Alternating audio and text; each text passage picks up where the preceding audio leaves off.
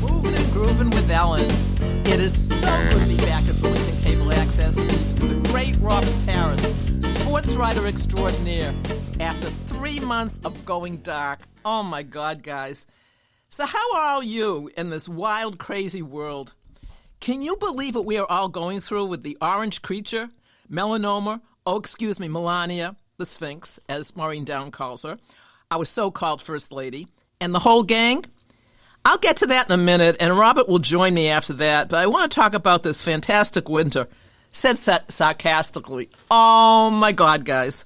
For one thing, I could not do the podcast these last few months because we had 2 huge snowstorms on the Cape, and I had to stay at my favorite hotel in Hyannis, the Doubletree. Get this, guys, for 5 weeks. And here's a shout-out to my favorite people over there. You know who you are, and you are spectacular. My first reservation was for 3 weeks when we had that horrendous cold and snow. My cottage is heated but not warm enough when the temp goes down to like 5 to 10 degrees, which it was. I mean, it was so cold, you just couldn't make it up, really. I mean, I have to tell you, I was just completely snowed by all the snow. I had to clear out for sure. We did not lose power, but it was so uncomfortable being so cold all the time. I mean, you didn't even want to go out. You really didn't. Of course, they have computers at the Doubletree, so I was able to do a lot of work and send out a lot of stuff. But, oh, my God, guys, the cold. None of us could believe it. Then after 3 weeks, I went home and thought everything was clear. But of course not. I mean, this is 2026. Is anything normal? Is anything not weird or bizarre out there? I mean, give me a break. We had another humongous blizzard, a humongous blizzard. The other one wasn't really a blizzard. No power for 4 days. I mean, the Cape was a mess. A foot of snow. Trees fell everywhere, much more than the first storm. So I had to go back to the Doubletree for another 2 weeks. And people were pouring in, guys. I mean, no one had power. No one had power, and the Eversource guys were at the hotel, and they were working. Well, actually, the first couple of days, they were in the hotel. They couldn't do anything because the trees had fallen down and had hurt the wires or whatever, and so they couldn't get to work. And also because it was so cold. I think that it was also pretty cold then, so they didn't get to work for a couple of days. And people just were turned away at the hotel.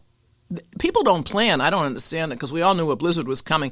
But all these people were turned away. And this Doubletree is a humongous resort. We had a lot of elderly come in their wheelchairs and their walkers and whatever. And it was rough. It was really rough. I'm really lucky because I go there all the time and they are my buds.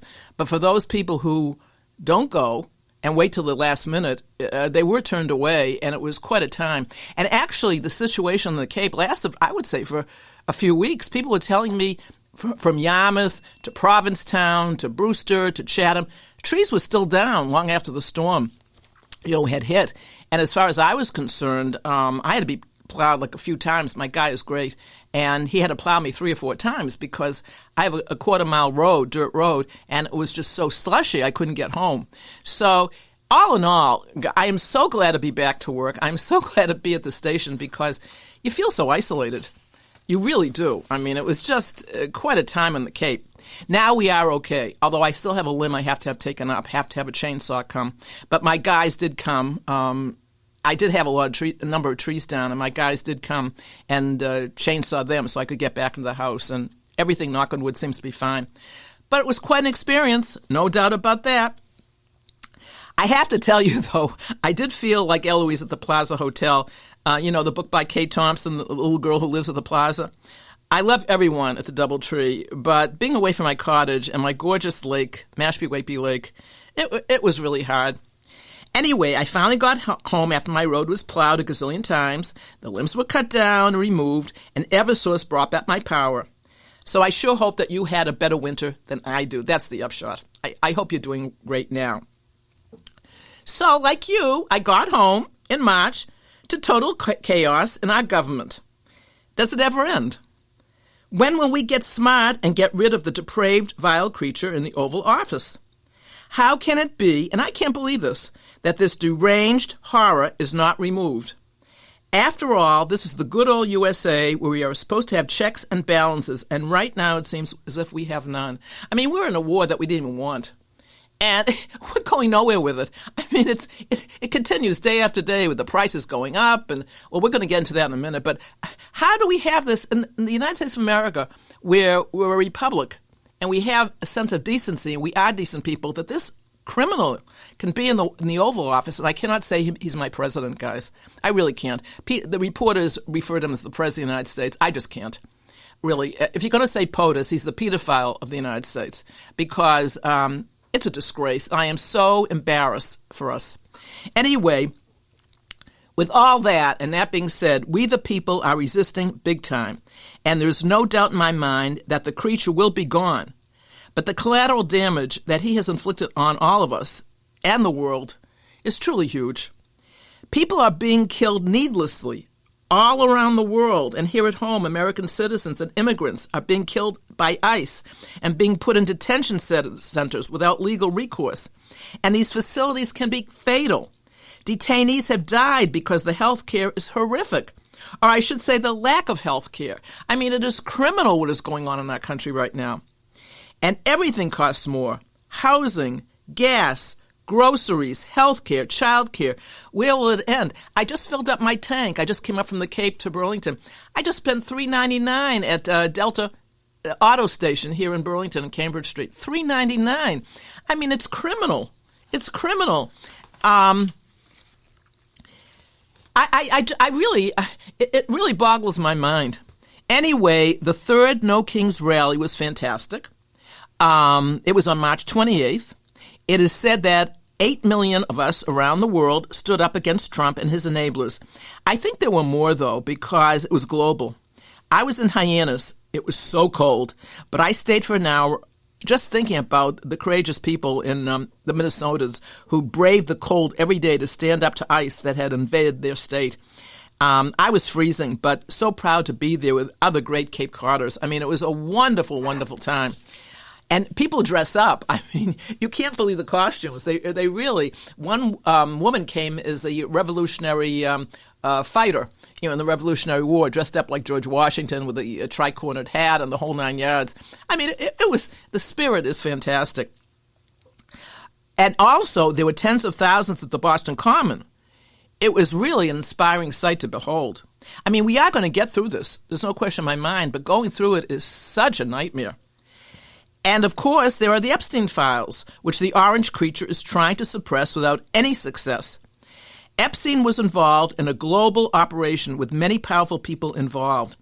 But many countries are coming out with the truth. I mean, could you believe that ex-Prince Andrew would be punished and lose his title and his honors? I mean, it blows the mind. So it's all going to come out. I mean, it's coming out in drips and drabs, but it's too slow. Meanwhile, he's in the Oval Office. He's a pedophile. Right now, Representatives Thomas Massey and Ro Khanna are working hard to release these files unredacted, which Congress has demanded on a bipartisan basis. The DOJ under Pam Bondi refused to do this, and now Todd Blanche, who is another, what can I say, a worm, or a creep, or whatever word you want to use, is the acting AG after her firing by Trump. He will refuse also. I mean, these people have no morals. They don't care about kids and what happened to these young girls, really. But the tide is turning, in my estimation. You can tell it is by Trump's panic and need to do outrageous things to distract us from these files. I mean, the man is just, there are no words. You could not make him up. And if, say, someone like David Baldacci wrote a book about him, a fiction book, with a character like this, you'd say, this could never happen. But it has. It has. Young girls of 12 and 13 and a little older were used to satisfy him and his cronies, and he sits in the White House, in the Oval Office. Is depravity never seen before on such a huge scale, and all will be revealed, no doubt in my mind. But it is so horrible to think that many in Congress, MAGA of course, are covering up this horror to protect Trump. The American Nuremberg trials cannot come fast enough to hold these depraved politicians accountable, in my estimation, and that'll be a great day. I will be dancing in the streets, I swear. I really will, because I can't stand it. And all these horrible stories keep coming out. You know, I went to an event with my great senator in Marking, and I am supporting him 100%. Hope he wins in November. But anyway, he said every day he wakes up to a new atrocity purported by Trump. I mean, you don't know what's going to be next. You really don't. Anyway, to cover this up and to distract us from Donnie's depravity, he decided to start a war with Israel against Iran. This was totally illegal, guys. Never brought to Congress for approval. Never, ever, ever. Donnie and Hegseth just decided to attack Iran on February 28th. Why not? What else is there to do? Because they were in the mood, of course. And he kept changing the reasons for this attack. Regime change, opening the Straits of Hormuz, which had been opened before this catastrophe, and encouraging the Iranians to rise up against the regime with the United States support, which of course never came. I mean, everything he says is a lie. The one great thing about Donnie is that whatever he says, just believe the opposite. So you kind of know where we're going. I mean, if he says we've won the war, you know, we've lost the war. I mean, everything is totally opposite of what he says, which makes it easy for us. I mean, it's horrible to know there's a liar in the White House, but it's kind of easy to know where we're going. Plus, there was no support from Europe. NATO would not get involved in this illegal war, which at one point Donnie called, get this, an excursion. Yeah, like a cruise. We're taking a cruise, an excursion to Iran. I mean, you can't make this up. It got so bad that even the Iranians wanted Donnie out of Iran. This went on for about 6 weeks, and we're still there. I mean, you know, so it's more than 6 weeks. With no win for the United States, of course, Donnie says we've won. Iran continues to bombard us, and there was no sign of a win for us at all, folks, at all.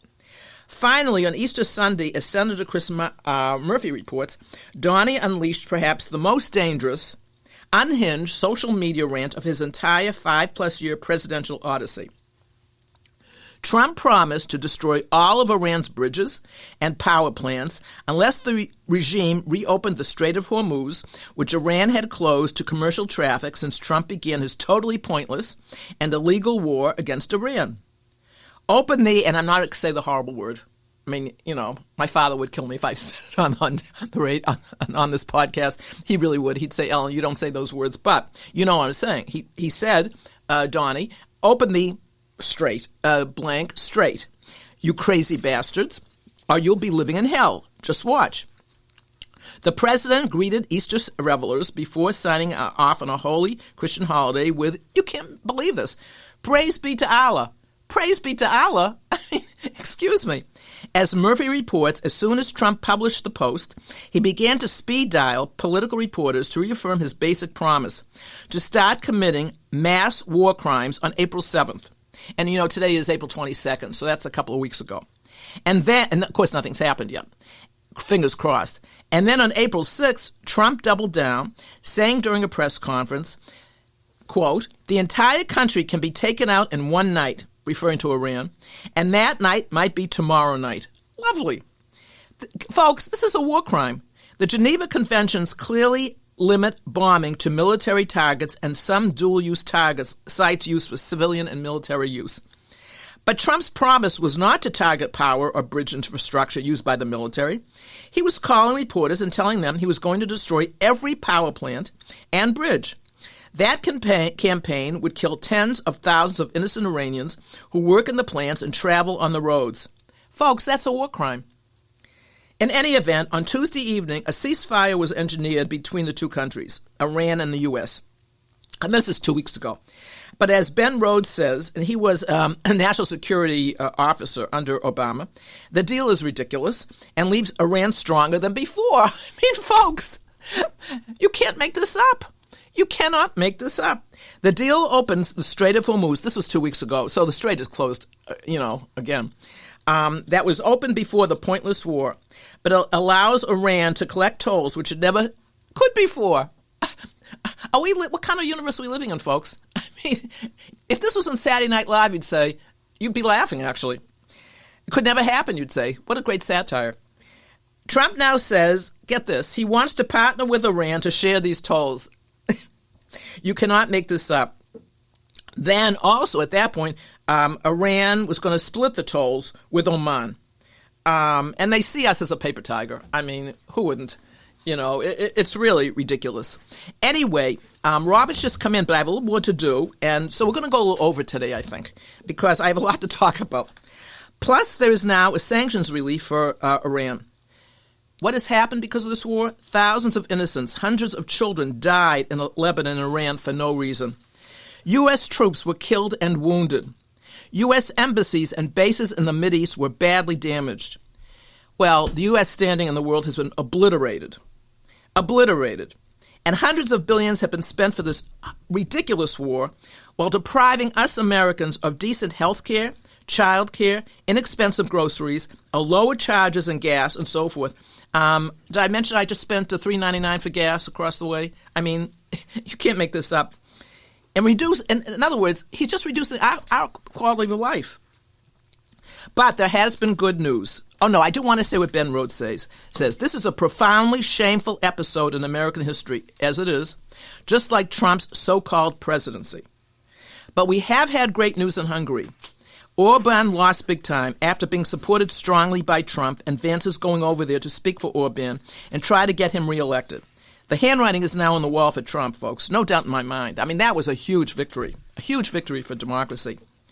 And another thing I shall speak about, I just have to, because you can't make this up. That was Melania. I refer to her as melanoma, the Sphinx. Maureen Dowd calls her the Sphinx. Speech on how she is not, has never had any relationship with Jeffrey Epstein.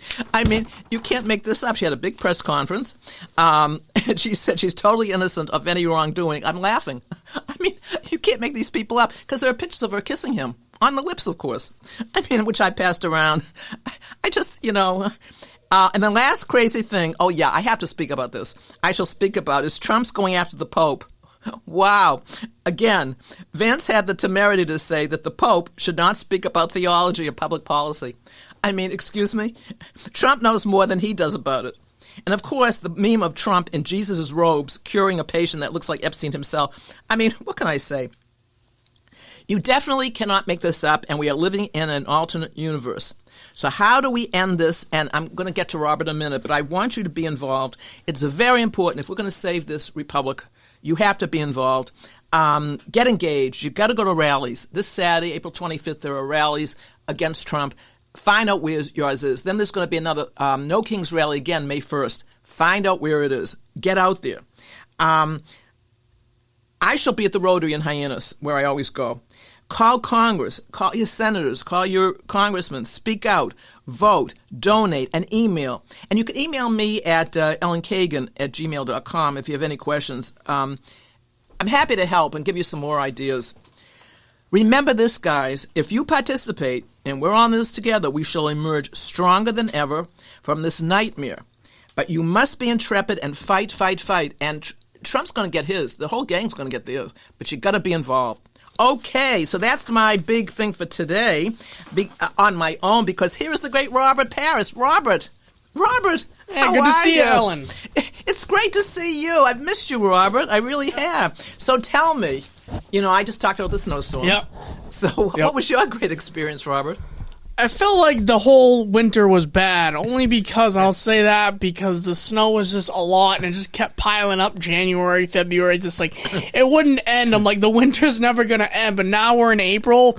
Yeah. It's 50 plus degrees. I mean, but we're waiting for those 70-degree weather days, and right. that's coming. It's coming. Yeah, but let me ask you, where were you? Did you work? Was the TV station open? It depended on which snowstorm. I mean, I worked at home a couple of days. Yeah. Then I came in. I mean, I think the worst part of winter, especially when it snows, is the snowbanks. Trying to find a parking spot and trying to get out on a street. You have a giant snowbank here, and you have a giant snowbank on the other side. Let's say you're trying to take a left, and it's just like, you're easing out. You're easing out on the road, and it's scary. Right. It was, I go to Planet Fitness. That's my place. Right. I love it there, by the way. I'm in Mashpee, folks. If you go to Planet Fitness in Mashpee, you will love them. They're great people. But the parking lot, I'm glad you mentioned that. Yeah. It was like, excuse me. Yeah. I thought I was going to break a leg. Because you park and then you're going to kill yourself. Yeah, you're trying to get back to your car. And it's like you're trying to just go over this like snow bang, and you're just like they look like giant rocks, and then it freezes over. It's actually like a rock. It's just. Let me ask you something, because I ask myself this a lot. Did you lose your sense of humor at all, Robert? I did. I probably did after the second snowstorm. Like, hey, more snow's coming. Then you start laughing. I couldn't believe it. I did not feel like Ellen Kagan. I got to tell you the truth. I did not feel. I don't know how you felt. Did you feel like Robert Parris? I felt like it was winter, and I did not feel like myself. It was, now, okay, and I will say horrible things happened in Hawaii. They had terrible floods, and people lost their homes, and there are tornadoes, and I kept saying that to myself, we're not doing that. I still have my house. Oh, that was the thing, though. Being at the hotel, I was terrified I'd go home and find the trees all over the house dead. Okay, where would I go? And, but you know what? It's still standing. It's still standing. And your house is still standing. Yeah, it is. All right, now, Robert, we have to talk about the new scandal. I mean, do we ever come to one of these podcasts and not talk about a scandal? Every time we come to a podcast, it's either Bill Belichick or this and that. No, now we are on to Robert? Mike Vrabel.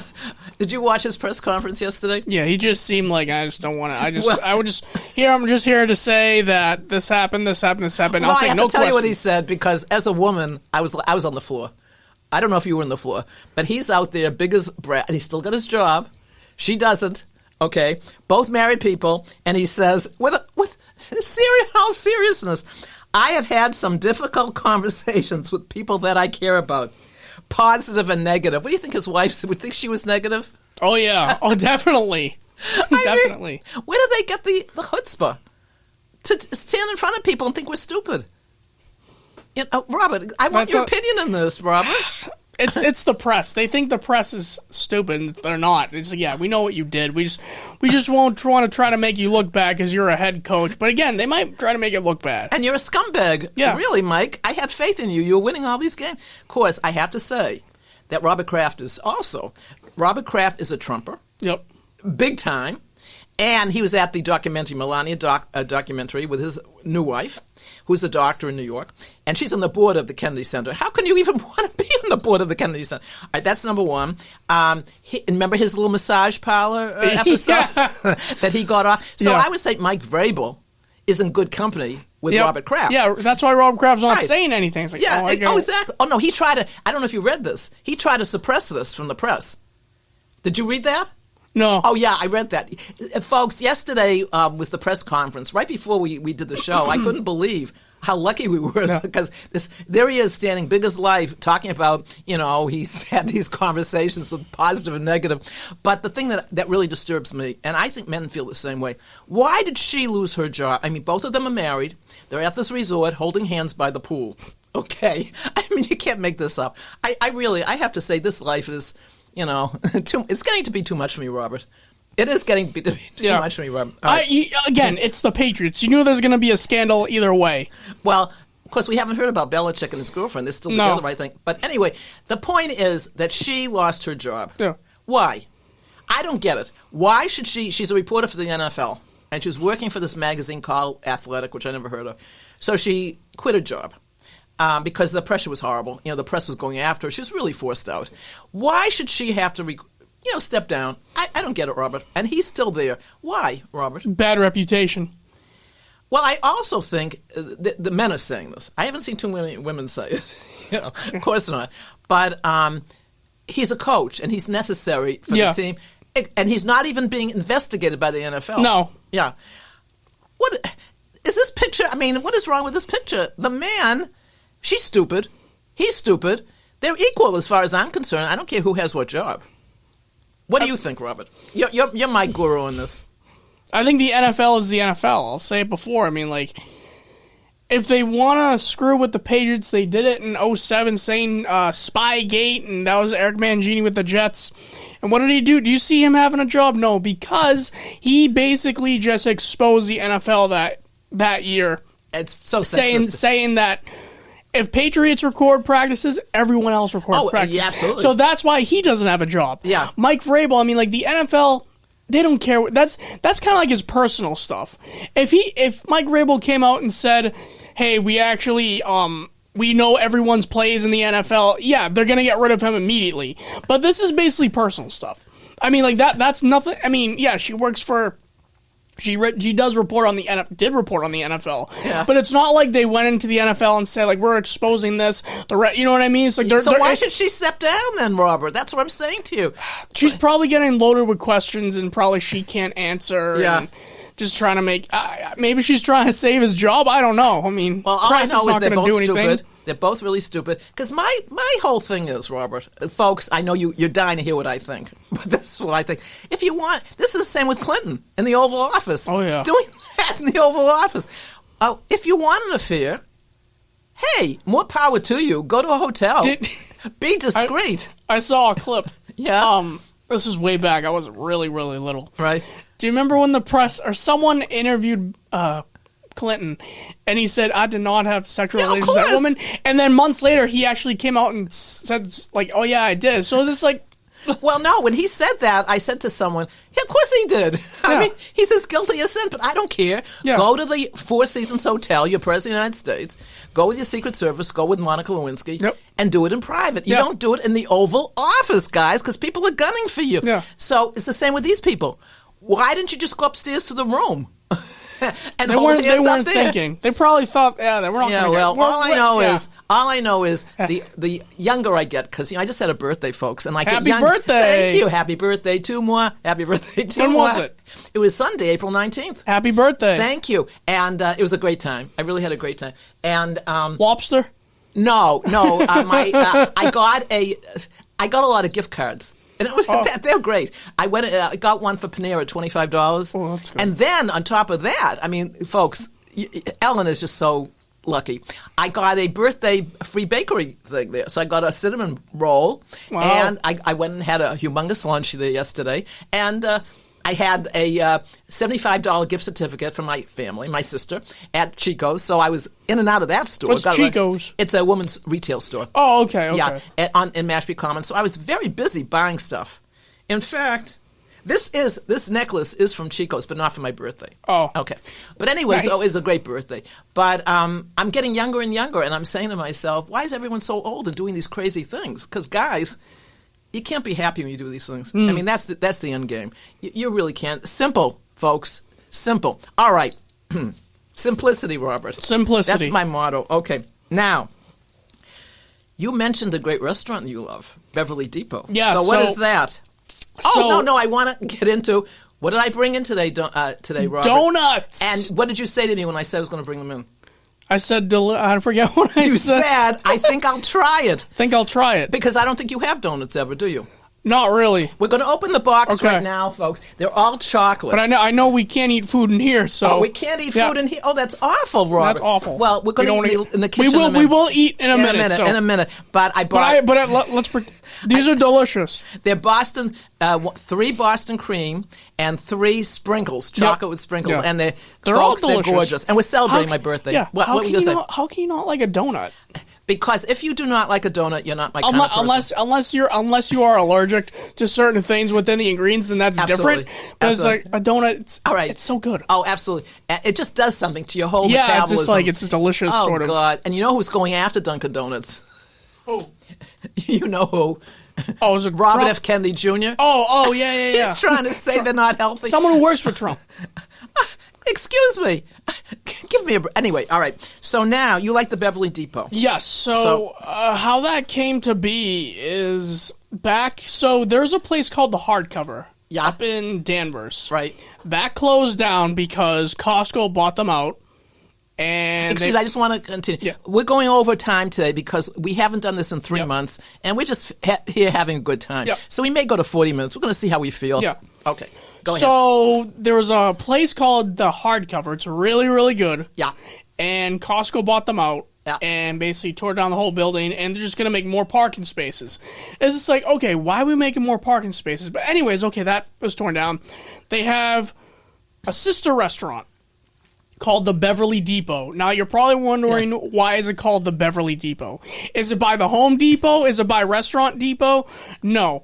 It is right next to, and I'm not even kidding you, here's a restaurant, it's like right here, they touch. Yeah. They're right by the Beverly Station, the commuter rail. Oh, that must be fun to go. You get off the train, go to the restaurant. Yeah, it's right there. Oh, it's you right know there. It was like that in Westport, Connecticut. When you get off at Westport, there are restaurants right across the street. Yeah, it's like right there. Yeah, you can go right across the street. Yeah. And when we were eating, I was like, you can hear the train going by, stopping, and it's very romantic, actually. But let me ask you. So, what did you have? And what do you recommend? Oh, it's good there. So there's two sides. There's a bar side and a dining room side. So the bar side they have similar menus, but some of what is different. So the bar side is kind of like a pub. Oh. So we sat at the bar side because the dining room side, you need a reservation. Now with the dining room side, it's a little bit more pricier, but I think it's worth it because you get the unlimited salad bar. Oh. They have a nice salad bar. They have all these dressings, cheeses, breads. It's delicious. I'm salivating, Robert. Yeah. So where in Beverly is it located? Wow. You don't know where? Beverly is so big. It's called Beverly Depot, though. Beverly Depot, folks. So look it up. Beverly... It's right near the commuter rail. Oh, okay. So if you look up like Beverly, I think like the Beverly commuter rail, it's right. It's literally you get off if you were to go on the commuter rail, right, and get off of Beverly, it's right there. Did you? Speaking of Beverly, you heard about that mansion that was robbed? No. Oh, there is a. You should see this mansion, folks. I can't believe how some people live. There was the housekeeper was home alone. This like enormous, ginormous. I say ginormous estate in Beverly, and a robber came in and stole like $20 million. A Robert? A robber.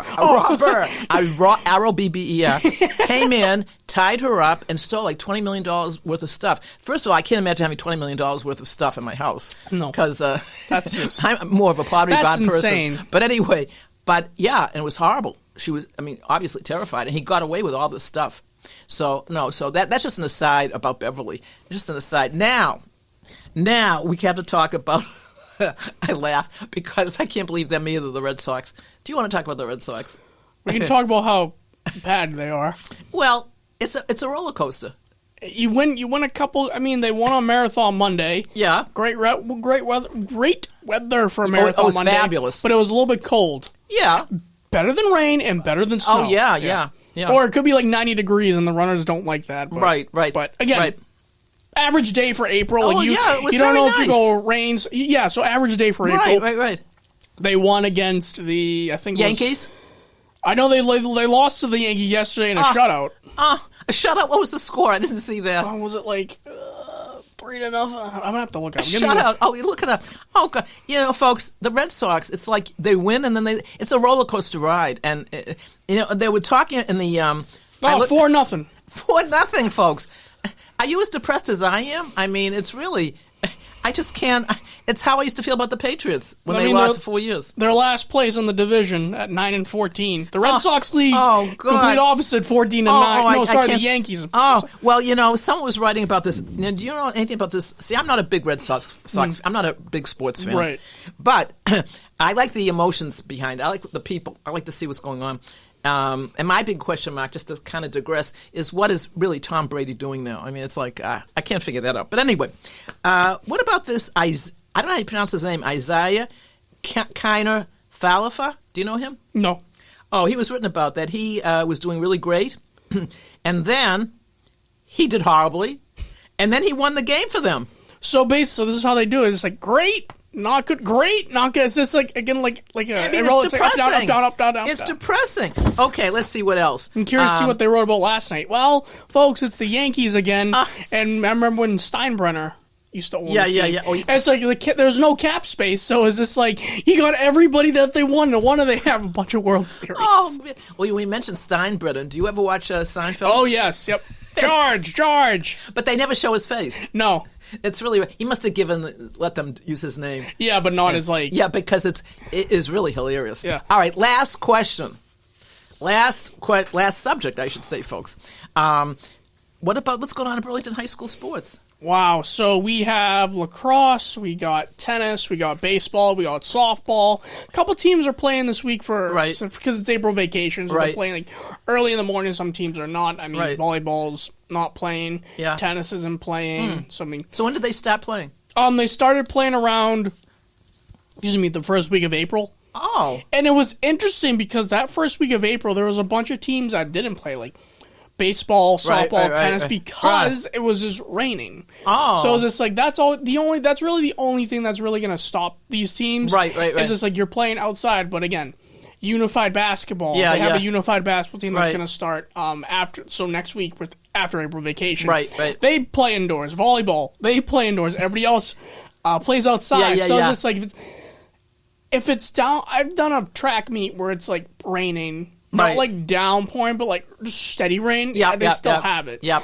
But I mean, like baseball, softball, you're running on the bases. It's gonna get muddy. It's gonna get like, what if someone hurt? You know what I mean? Oh, so absolutely. It's like, and then same thing with tennis. Like they play at Rahanis, and they have where do they play? Rahanis Park. Where is that? In Burlington? Yeah. Oh. It's like, so if you left here and like take a pogo stick and jump all the way on the other side. Oh, it's like, okay. It's in a nice area. It's like it's a nice area. Right. Yeah, they have to watch out because it can get wet there. Okay. And it's like it's tennis. You're going. You're gonna. Are there any star players that you're looking at? I would say about right now the boys lacrosse team is doing okay. Right. Everyone's doing pretty much like okay for right now. Right. The tennis teams, they both won their like first couple of games. They're doing okay. Right. But it's just like, I mean, it's still mid-season, so you got to see how teams work out. Right. And what's interesting about this week is it's like you're either going to play or you're off school break. Because a bunch of teams. That's right. Yeah. Again, you go. I mean, what's interesting about next week is that my phone, again, I don't know how trusted I do with the weather app. Yeah. But it's just like, it says like rain every day, a percent I don't chance of rain. trust that. I swear to God. I know. It's like, let me actually see if it's raining. Like one time. Because didn't they say Monday was going to be a horrible day for the runners? Yeah. They did. It was going to. Please. It couldn't have been any better. Yeah. It couldn't have been any better. So I'll tell you a funny story about that weather app. Yeah. So one time I was here and it says snowing. So I go outside. It's sunny. It was just cold. It's sunny. I'm like, I don't see any snow. Right. And they're making a gazillion dollars, these people. Yeah. With the prognostications. Yeah. I mean, and I can just look outside. I'm not making a dime. Yeah. But I can tell you what the weather is. Yeah. It's like any meteorologist. You can say the weather and be like, oh, okay. I don't even listen. It's like, excuse me. In the winter, I sort of do. Yeah. I get kind of nervous. I mean, spring, summer is like, okay, if it's going to be warm.